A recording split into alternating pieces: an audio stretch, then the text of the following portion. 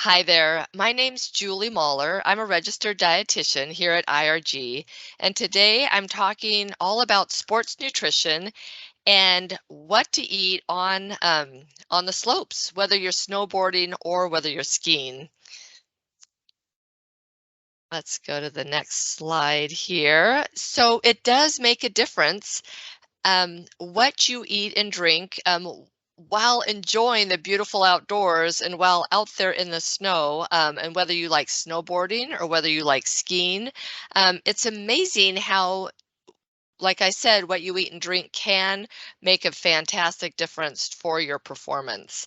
And so what I wanted to cover today is hydration and what to eat before, during, and after skiing. I'll talk a little bit about electrolytes, and I have some resources too at the end. You'll have access to these slides, and so you don't need to take notes if you don't want to, because you can just refer back to the slides that I have here.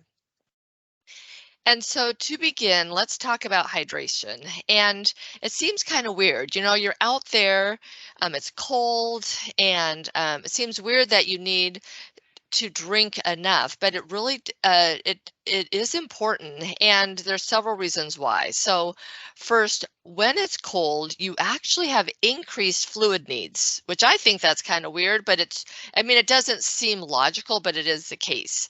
And but you have a reduced thirst, so you don't perceive that you're thirsty, and you have to go to the bathroom more often in the colder weather. But the reality is, for those of you that ski and board, it's kind of a pain, right? It's a pain to find a bathroom sometimes. It's a pain to take all your ski clothes off, or to take your skis off, and then and plus it can be hard to even find water or tea or whatever else that you want to drink. And so some of the potential solutions, because I've already identified it is important, and let me kind of go into that a little bit more. Your body is more than 60% fluid, and every single chemical reaction happens in a fluid environment. So if you are even the slightest bit dehydrated, and I don't mean by pounds and pounds, but even if you normally weigh 180 and you're down a couple pounds, then you are a tiny bit dehydrated, so that fluid is going to be a little more sludge-like, and those chemical reactions are not going to work quite as well. And so that's why you want to kind of have a plan. How am I going to hydrate? One, you could have fluid as meals. What I mean by that is, like, you could have a smoothie, you could put a protein drink in coffee, things of that sort. You could have fluid at meals, whether you have water or something else. Or you can hydrate well the day before, and after, after your day on the slopes. And that's more what I do. Is I drink a lot of water the day before I ski. I ski Crystal. I'm coming from Snohomish. It's a pretty long drive. I get up at 5 a.m. On a ski day. I drink like 3 cups of water. And then I don't really drink much until the end of the ski day, because I don't want to spend my time going to the bathroom. So, and it works great. I'm honestly, it works really well. My method works well for me, but you'll have to find what works well for you. But just knowing that it is important. And water is the best as far as hydration promoting fluid, but you can mix it up. You can have coffees and teas. They do have a slight diuretic effect, but not a huge amount, especially if you consistently have a caffeinated beverage. Your body gets used to that and is able to manage that a little bit better. You could do smoothies where you're putting in milks or fruits or things of that sort that have more fluids in them. Soups, meal replacement drinks. You can read down here these other options that you could try. The thermoses or insulated drink containers. Some people just pack those in their backpack, so then they can access those during the ski day, and that works well for them. You could do both cold or hot. In fact, my sister brings one of each, and that's the way she stays hydrated and comfortable, and she really likes that for herself. As far as alcohol goes, it does count as a fluid, but I'm not recommending that you pound the beers. Because when that happens, when people drink, normally when a person drinks 2, 3, 4 beers, they are replacing the nutrients that they actually need. For one, that's one potential problem. And two, they start eating these foods that really are not going to be helpful for their recovery. But 16-ounce beer, I think that's absolutely, or 12-ounce, that can be taste great at the end of a ski or a boarding day, and it can be included for rehydration, but have some water in between. And that's what I tell people. It's like, have a glass of water, then have your beer, and then have another glass of water. So you kind of sandwich it in. And that's one strategy that can work for people. Okay, so we kind of got the hydration part done, but let's take a look at some goals for meal times and snacks. And these are in general. You want complex carbs, which are going to provide that steady source of energy. And examples would be fruits, veggies, whole grains, beans and lentils, um, dairy products that contain carbohydrates. Those are more of those complex carbs. Next is proteins, and proteins have several functions. It supports your muscles, as I think everybody is aware, but it also supports hormones, which are so important as your body's messengers, and your antibodies to help your immune system function at its best. So wanting to make sure you kind of hit that protein source, and then also healthy fats. And those can keep the inflammation down and help your joints and muscles recover a little bit faster and feel a little bit better. So we'll first start with eating before skiing. And so many of my patients will just say, no, I don't want to eat in the morning. And I'm like, just do it. Before a ski day or a boarding day, most of us have a long drive. I mean, if you're so lucky to have a place up at the mountain, you get to sleep in, and then you can but set apart 10 minutes just to have a little something before you hit the slopes. And it does matter what you eat before you ski or board, as well as during and after. And I bring that up because sometimes people are so focused on what they're eating during that specific day. And I'm like, well, that day is important, but what you do before is also important. And some different food ideas and drink ideas. So for those of you that just have no appetite, but you can drink coffee, you could add a protein shake or collagen powder to coffee or tea or any other hot beverage that you enjoy. And that would give you a little bit of substance before you start your day. Oatmeal, if you enjoy oatmeal, I would also do some add-ins. Maybe add milk that contains protein, so you can get a little more protein. And that would be like a cow's milk or a soy milk or a plant-based milk that has a pea protein added, because you have to look at the label to see what the manufacturer has done.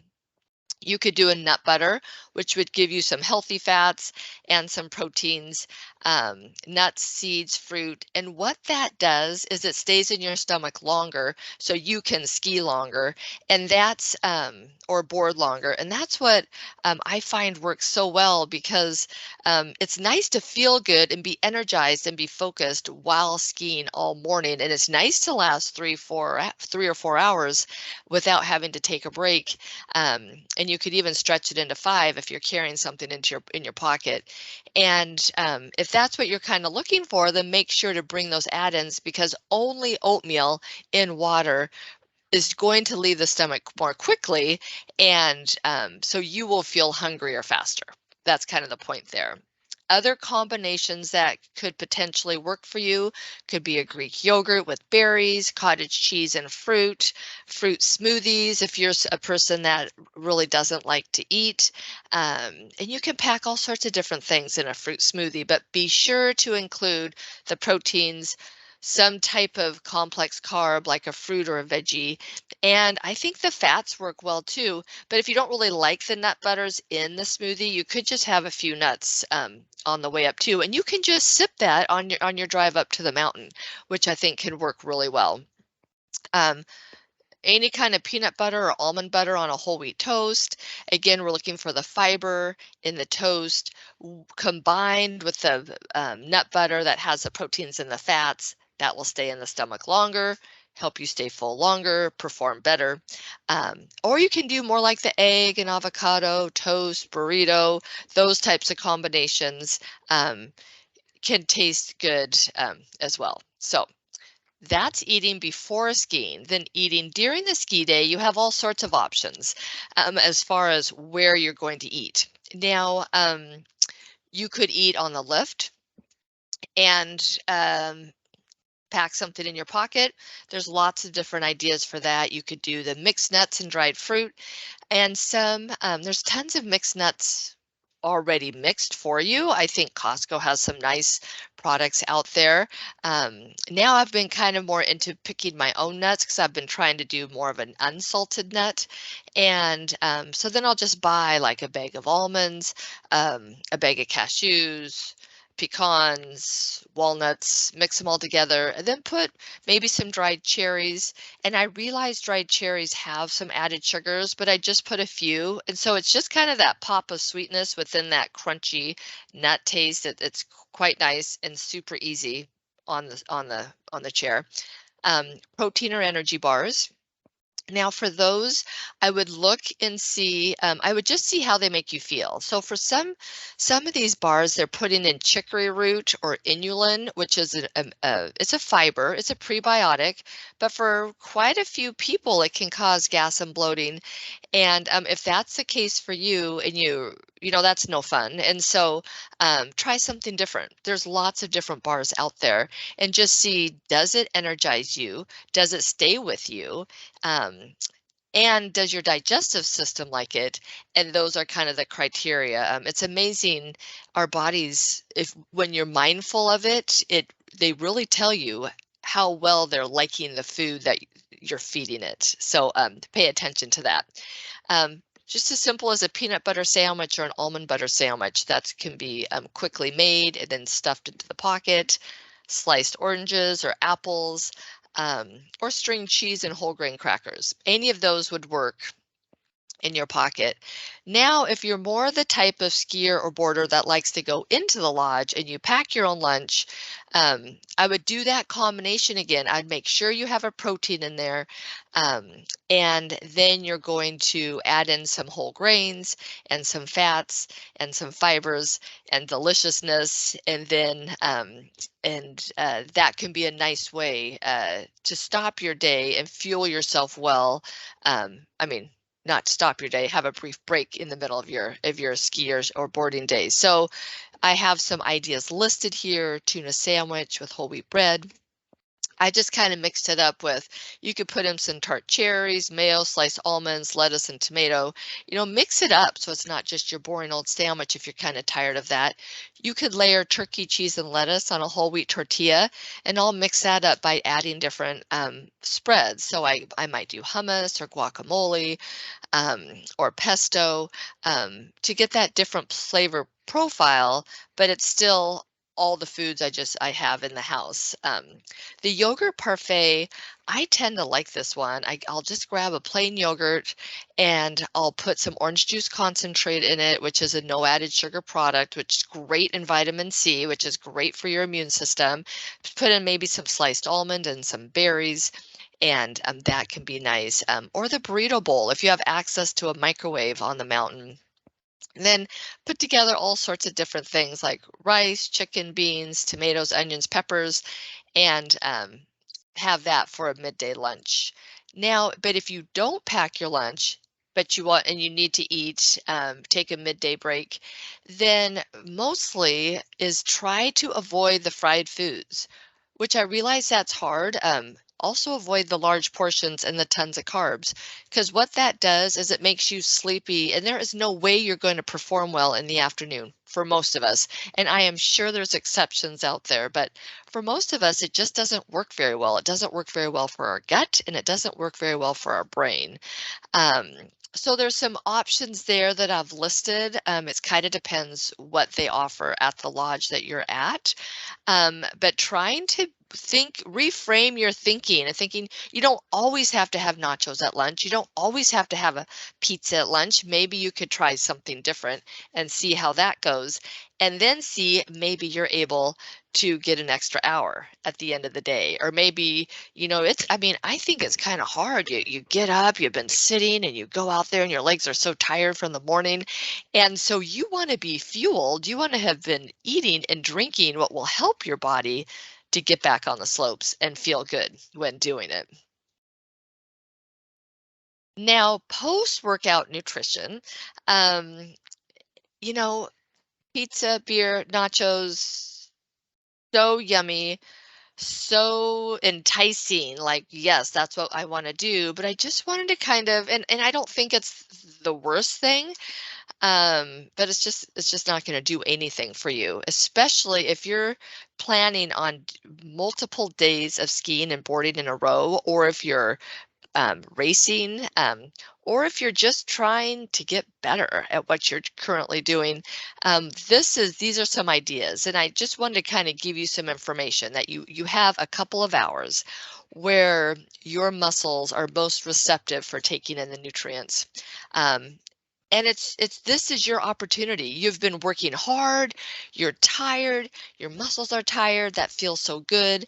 And now this is kind of your chance to strengthen, to repair, to quickly recover. And that is so pleasant when you wake up the next morning feeling a little bit better than eating foods that are more pro-inflammatory, which would be the nacho pizza and beer. So kind of ideas on that. The other thing being that rather than going for like that huge protein dump, which I think some people are like, okay, I worked out all day, I just need to have a ton of protein. I want to give you a little bit of also ideas about that too, that um, protein absorption is really effective when it's spread throughout the day. And what I mean by that is you can eat 100, 200 grams of protein at a time. You could even digest that much protein, but you cannot use that much protein. So if you want to be able to use the protein, to use those amino acids, you have to spread it out. And that's why I was highly recommending you eat before, you eat during, and you eat after, because then you're going to be fueling your muscles and your hormones and those type of good things with that protein that it needs. And the other recommendation is if you're kind of a numbers person, have between 20 and 40 grams of protein within a couple hours of skiing and boarding. That there's a big range there. And the reason, and I wouldn't get, if you're not a numbers person, I wouldn't really worry too much about it. I'd just make sure you got at least 20. Um, but the reason I have that big range is because it really depends on the height of the person. If you are 5 feet tall compared to 6'5", and then how much lean mass you're carrying, because the protein isn't going to do anything for fat mass. It's right. It's not effective for that. So if you're a 6'5" guy carrying a lot of muscle, you obviously can use quite a bit more than a 5-foot guy with a little bit of muscle, or the same with females too. And hopefully that makes sense. And then at that post-meal recovery, post ski or board recovery meal, just don't forget about the fruits and veggies. They contain the antioxidants. That's what's going to lower your inflammation, which means it's going to help you recover more quickly from such a fun day, so that then the next day you're feeling pretty good. And water, we already talked about the water. Now, electrolytes, I wanted to briefly talk about if you are somebody that sweats, which some of us sweat no matter how cold it is, then you do need to replace with some electrolytes with sodium and potassium and maybe even some magnesium. And there's a lot of products out there. For example, Liquid IV. I mean, there's just plenty out there, but just know, and you know if you're a sweater or not. So if you are sweating, don't just replace with water. Give yourself a little bit of electrolytes too. Now, this slide is simply for your information. There's just different lean proteins listed. And this fruits and vegetables listed, and fat, uh, or the healthy fats, and those types of foods listed. And so lastly, just wanted to kind of finish up with that, yes, there are rewards with eating healthier foods, and hopefully you can find foods that you really enjoy and that also make you feel good and that taste good and that look good and that you're able to put together, within your life situation. So there's no question though that there are rewards: increased energy, decreased risk for injury, you have a better recovery, and you have improved tissue repair. So um, lastly, these are resources that you guys can check out and see if you want any more information, check those out, or you can always email me. Um, and my email address is right there. That's the best way to contact me, and I'm happy to answer any questions. So thanks so much.